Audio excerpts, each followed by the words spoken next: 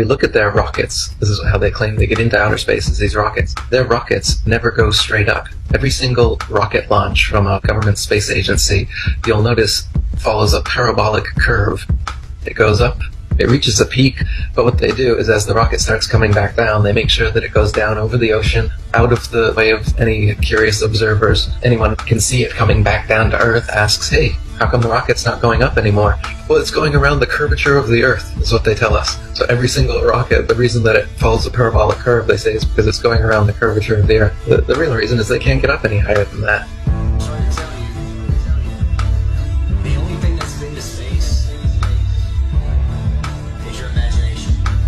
They tell us that the Earth is a sphere. They show us pictures of a sphere, of a circle. It's a perfect circle. And then they come out and they say, well, it's actually an oblate spheroid. Oh, what's that?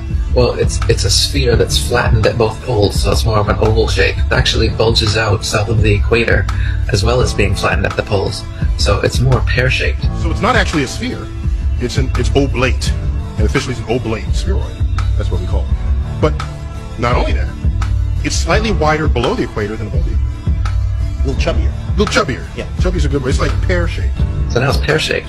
So why are all of these official NASA photos and videos showing perfect spheres when it's actually an oblate spheroid or a pear-shaped spheroid?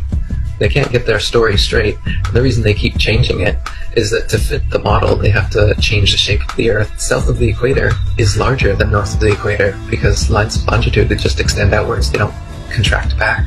So they concede that in their pear model. They say, well, the side bulges out south of the equator. It's bigger south of the equator. Yeah, it is, because it's flat.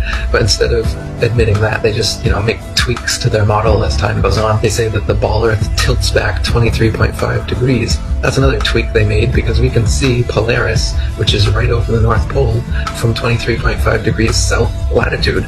Shouldn't be able to see that on a ball. So they just tilt the Earth back and then okay, now you can see it. And so they come up with explanations in reverse like this. Damage control, reverse engineered explanations.